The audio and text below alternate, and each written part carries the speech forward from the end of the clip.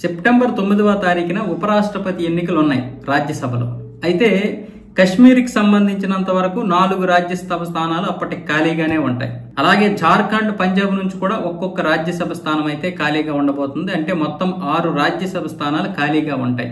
అలాగే లోక్సభలో పశ్చిమ బెంగాల్కి సంబంధించి ఒక నియోజకవర్గం నుంచి ఒక ఖాళీ అయితే ఉంది.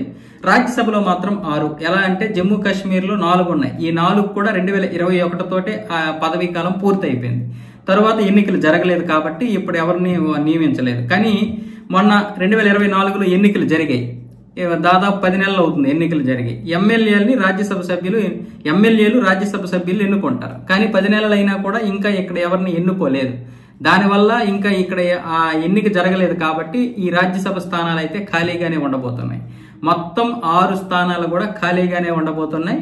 ఈ 6 స్థానాలు నిజానికి ఈ ఉపరాష్ట్రపతిని ఎవరైతే ఎన్నుకుంటారో ఆ ఉపరాష్ట్రపతిని ఎన్నుకోవడానికి ఈ రాజ్యసభ సభ్యులే ప్రధానం అన్నమాట. వీళ్ళ ఓటే ముఖ్యం.